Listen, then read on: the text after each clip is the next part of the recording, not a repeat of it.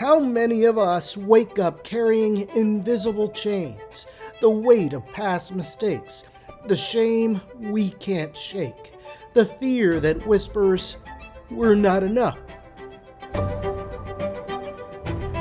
We're not behind bars, but we're not exactly free either. My guest today calls these our hidden prisons, and he knows something about prisons. I shot and killed a man. Shaka Senghor was 19 when he was sentenced for murder. He spent the next 19 years behind bars, 7 of them in solitary confinement. But faced with his second parole denial after 18 years, Shaka made a choice: surrender to despair or free himself from the inside out. He chose freedom, not the kind that comes with release papers, but the kind that comes from confronting your demons and forgiving yourself. I had to apologize to the people I hurt. Even though I had no expectations of them accepting it, it was important to do because it was the right thing. Since his release, he's become a New York Times best-selling author and resilience expert advising leaders at Apple, Google, and Meta. His new book, How to Be Free, is a roadmap for anyone who's ever felt stuck. Because if Shaka could transform himself in the harshest conditions imaginable, what's possible for us when we finally decide to break free? Please welcome Shaka Senghor. Thanks for coming on Person of Interest. Thank you so much for having me. Yeah, so, we're going to talk about your new book, which is already a bestseller, which is fantastic. Yeah. So we're going to get into that. I wanted to start first with more about your Detroit roots. So you were born in 1972. Yeah. And did you change your name at some point? Yeah, I changed my name while I was incarcerated. So I changed my name around in 1993 or 94, somewhere in there. Okay, so I just want to give you a little background about me. I spent probably 13 years of my early life in Africa. Wow. Part of that was living in southern Africa, where I learned how to speak a little Zulu. Mm. So when I saw the name Shaka, I said, well, of course, that's a name after the Zulu warrior. Yeah. Did you read some book about Shaka? Well, interestingly enough, I kind of like similar to what would happen in community. It was a community of my elders, men who were serving life sentences. These were incredible philosophical thinkers, great historians, great legal minds, and they saw something redeemable in me, and they saw leadership qualities in me, and so they bestowed me with the name, and it was truly an honor to have men who I held in high regard think enough of me to, recognize leadership skills. And, it's really interesting as I navigate the world and, people change their names. Mostly it's people changing their names to American names versus, American changing their names to something else. But it's always intriguing to see people's response and reaction to that particular choice. As you know, Shaka was a very controversial character, as was Leopold Senghor. And it's also reflective of my own journey. I'm a very complex, multi-layered human being with moments that were less than stellar, but also very redemptive moments. And having those men see that in me really meant a lot to me. You grew up in Detroit on the east side of that city in the 80s, the height of the crack epidemic. 1 year ago, Mayor Coleman Young declared an all-out war, a war against crack cocaine, the drug that had a stranglehold on the city, its neighborhoods, and many of its people. Since that time, police have raided more drug dens, confiscated more guns and money, arrested more dealers than ever before. And so you were on the tough streets of Detroit. You ended up selling drugs. Now, unfortunately, we hear about that path for a lot of Black men, Black boys in inner cities. At what point did you decide, I'm going to sell drugs on a city street? Like, what made you transform into that person? That's a great question. Growing up, I was a honor roll scholarship student with dreams of being a doctor and an artist. Our neighborhood, originally started off as a nice working class, middle class neighborhood on the east side, manicured lawns, beautiful brick homes. And then this plague, invaded our community called crack cocaine. And, it's one of the things where I don't think anybody's really got it quite right in really depicting how devastating this drug was to our community. Of course, there's movies, New Jack City and Paid in Full and all those movies, but they don't really get close to really sharing what that scourge looked like, where you see this beautiful community that 6 months later is ravished. I mean, it was that fast. That's why I call it a plague. But in terms of how did I end up there, I was seduced into the drug trade.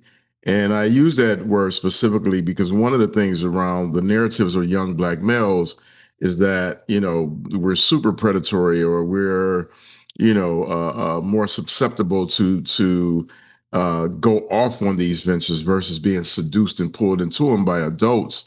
And what I know as a mentor to many kids across the country is teenagers are very vulnerable. I grew up in an abusive household. I ran away seeking safety, which I think all kids are deserving of, safety and love.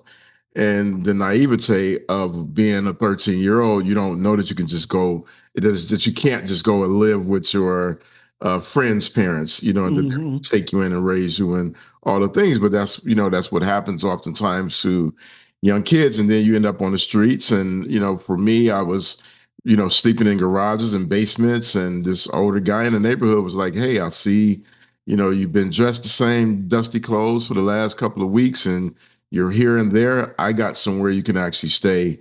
And here, come ride with me. He took me, we got food, and he took me to this place and he was like, listen, you can stay here under these conditions. You just got to sell this product and they're going to come to the door. And he laid out the business for me. And that first week I made more money than I had ever seen in my young life. But you were 13. Did you realize the potential danger and the consequences of doing that? No, at 13, it was not even close to possible to understand the ramifications for a variety of reasons. One, just at 13, what do you know about life? I have a 13-year-old now who's in middle school, and I'm like, these kids don't know anything. And it's actually one of the ways that I've learned to have empathy for my own childhood is really looking at what a 13-year-old healthy kid growing up in a healthy environment is, and you just see how naive and gullible these kids are. And then the other part is that the drug itself was such a new thing in our neighborhood. Like I'd never heard of this, and so we go from this world where this drug doesn't exist one week, the next week it does, and 6 months later, it's like an atomic bomb has blown up in our neighborhood. It was that devastating and that fast.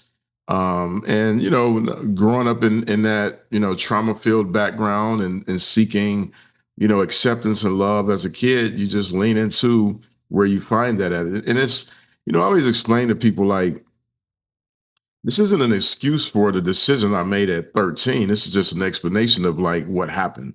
And I think that part is really important. Like I've never not accepted responsibility for any decision I made. But I think it's important for people to understand how so many kids end up, whether it's drug trafficking, whether it's sex trafficking, whether it's just, runaway or ran away, really understanding what happens in the mind of young people who are dealing with high levels of trauma. Let's talk about your latest book because it's doing really well. As I said at the outset, it's already a bestseller Mhm. after less than 2 months Yeah. out there for people to purchase. How to Be Free, a proven guide to escaping life's hidden prisons. What are the lessons of that book that you want to convey to the people who are watching this program? I mean, this book, I was so excited and also terrified to write this book. It's very different from all other books. It's a very different style of writing. It's a very different offering. And, as you know, anytime you're putting your thoughts and ideas in the world, it's a very vulnerable thing to do. But, the excitement was that I can provide people with, a framework that they can apply to their own life. And what I really understood about life over the last 15 years of freedom is that everybody has a hidden prison, but every prison has a door. And I say that because I realized I was incarcerated before I was ever arrested, before I was ever in handcuffs. And I was incarcerated because I grew up with a narrative that my life can only have one or two outcomes, dead or prison before 21. And I lived my life based on that narrative that was passed down to me. And then while how I got free was when I was in solitary confinement, I really began to understand the difference between solitary confinement and solitude. The ability to go inside our own selves and search for the answers that are oftentimes already there. And for me, that was journaling, that was meditation, that was mindfulness. And what I wanted to do was provide people with a framework and some tools to use in their own life. And how I arrived at writing this book, during the pandemic, I witnessed something that was mind blowing to me. People who was over resourced, highly accomplished, very successful. They didn't know how to navigate being isolated in their own homes, no matter how majestic or beautiful the home was. And then I also had friends in LA who had apartments and condos, and they were like, I am going stir crazy. I don't know what to do. And so I kind of wrote out a few things I learned from being in solitary that I used to navigate that space. And the incredible, highly heralded Oprah Winfrey reached out to me after this piece went viral. It was like, hey, Wait a second. I'm sorry to interrupt. You said the highly heralded. I mean, come on, man. Everybody knows who Oprah is. Oprah Winfrey. That's all you have to say. Oprah reached out. Y'all Only... know who she is. Right. Y'all know her resume. Oh, that's right. Yeah. You were incarcerated before you went into prison. Absolutely. Tell us what. I'm sorry. Continue. Yeah. No, but she reached out and she was, she had read the piece and she was like, I think you really can help a lot of people. And what I did is, I really began to reflect on what would happen when I would go do these talks and I would be in person and people would come to me and just open up. I mean, with powerful, deep personal things, the suicide of a child, impending divorce, their own, sense of self-doubt and negative self-talk, and you name it. And these weren't people who were on city corners and city blocks. These were people who were on city, in C-suites and corner offices. And I realized that, culturally we're struggling. We struggle with some things that we don't talk about. Grief, in our culture, if someone you love dies, you go and bury that person and then you're back to work in 2 weeks. And not all grief is created equal. It's one thing if your granny who's, 98, she's lived an incredible life, passes in her sleep and she's made that transition, you probably can go back to work and navigate that space in 2 weeks.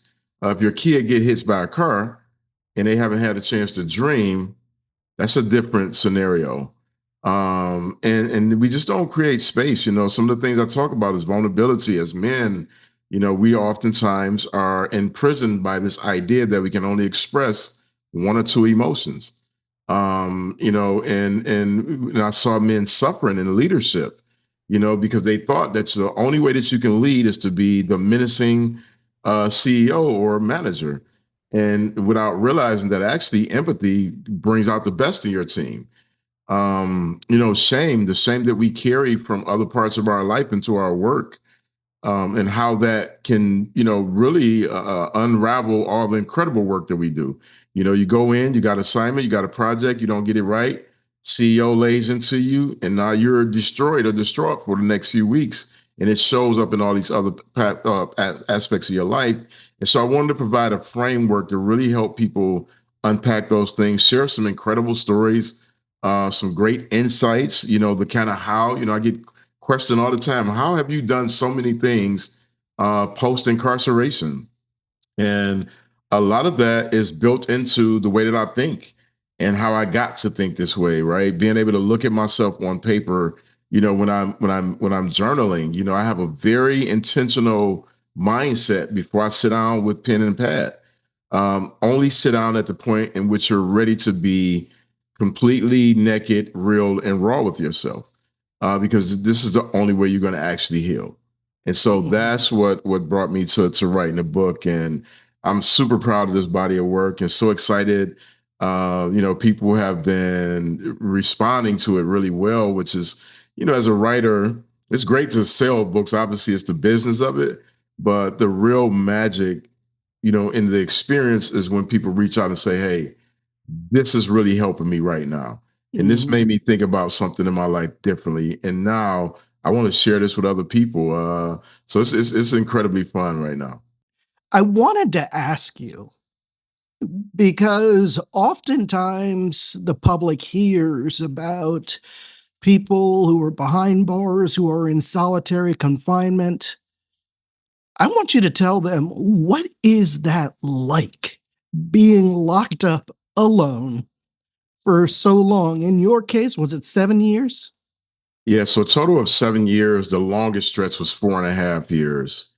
Solitary confinement is arguably one of the most brutal and inhumane things that we allow to happen to people on our watch in America.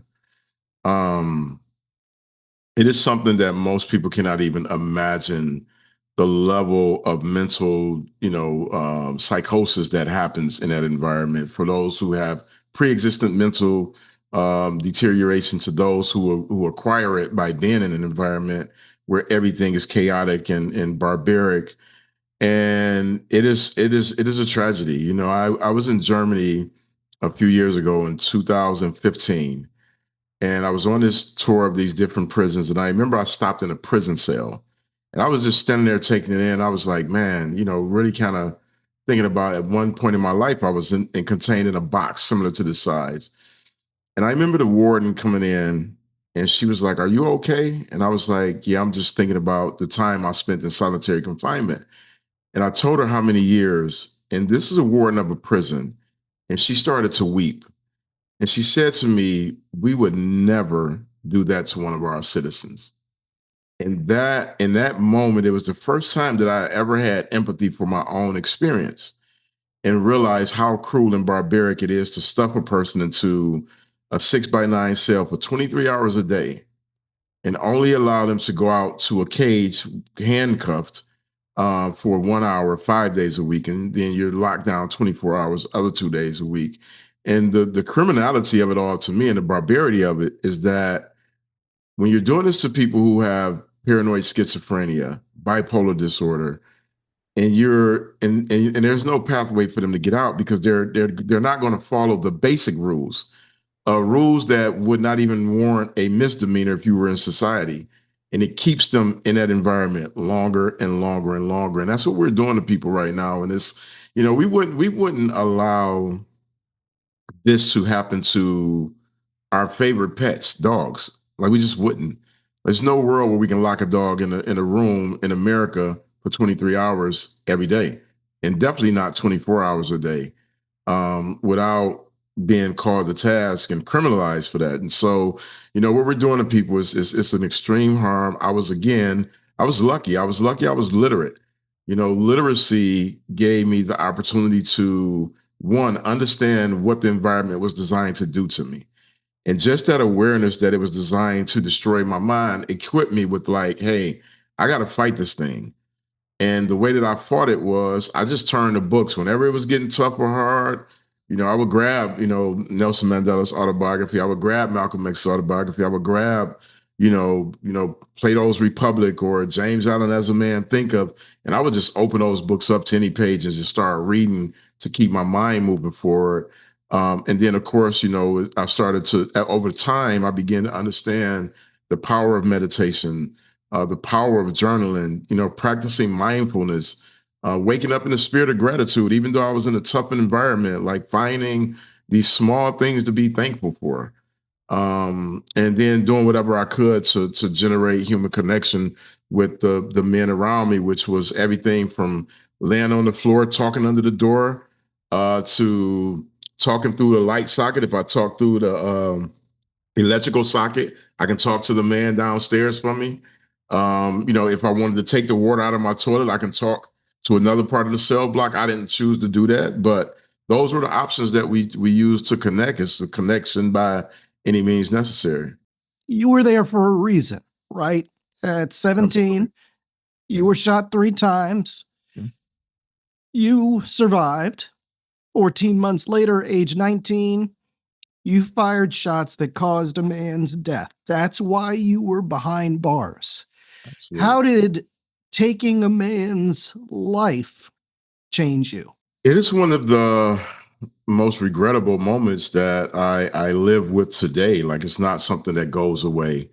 In my mentoring work, especially when I'm going into the tougher neighborhoods, inner city kids, one of the things I tell them, I'm like, you can rob somebody and you can repay them. You can break in someone's house and take their TV, and you can purchase another TV and provide that back to them. When you take someone's life, there's nothing you can do to replace that. It's devastating to their family. It is a scourge in our community, and it's something that I live with and I'll live with for the rest of my life. It drives a lot of my work in terms of, the work that I do with young kids, the work that I do inside prisons, which I go into often as possible. And, it's the one moment in my life where, for years, I spent years replaying the moment when I tried to walk away and I didn't take that step. It's one of the reasons that I'm a big proponent of therapy. Especially if you had trauma. I'm a big proponent of trauma informed care. It's one of the reasons that I even share my story. Is like I never want any person, young or old, to ever have to live with something so regrettable. Something that doesn't go away. Let's get back to some of the lessons from How to Be Free. Let me set my question up this way. There are a lot of people in this country right now who are going through really hard times, right? People whose SNAP benefits weren't coming through because the government was holding them back. People who can't find jobs, right? Despair. Okay, they can't pay for food, can't take care of their families despair. Do you have words of wisdom for people who are going through that kind of pain right now?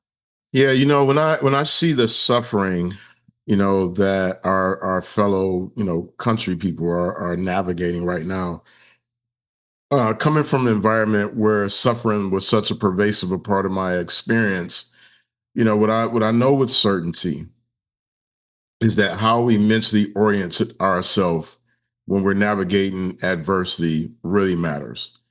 It doesn't mean that you ignore the pain and the despair and the suffering. It means that you get an opportunity to choose how you're going to deal with it. I wish we can count on our government to make life easier for all of us. I wish we can count on our social institutions to, be our soft place to land when things get really hard. And sadly and unfortunately, oftentimes that's just not the case. And so what we have to do is rely on our own sense of what it means to be human, lean into that deep reserve of resilience that we all have. It's just a matter of choosing it and leaning on the people around you. One of the things that I remember getting out of prison, and I was like, I'm never going back into that place. And now I find myself always back in that place. And what I realize is that when I go back in, there's a kind of strength that I amass from being in fellowship with my friends and people who are inside. And what that is that in the toughest of circumstances, we realize how to rally around each other. And we realized that if we can just get each other through the next moment, which is the biggest thing of all this suffering, is, and I learned this in prison, is that we only control the moment we're in. You can't control yesterday. That's already happened. You can't control tomorrow. It hasn't arrived yet. You can only control the moment you're in. And that moment you're in, you're choosing all the time. Am I going to be defeated and wore down in sadness? Or am I going to say, yes, this is tough, and I'm going to do everything in my power to figure out how to get through this moment? America has all of this drama. We literally have all of our drama in politics. It's not a space that I play in a lot, except for around criminal justice. What I lean into is the humanity. The humanity of all of us. And I see that over and over again where people are like, listen, I got a little bit extra. I'm willing to give. I can give more to this food bank. I can give a couple of dollars to this cause. And I think we're very responsive in that way. What we're not great at is preparing for the next time it happens. And so what I would say to people who are suffering, the moment that you're in will at some point, end, just like a stormy day.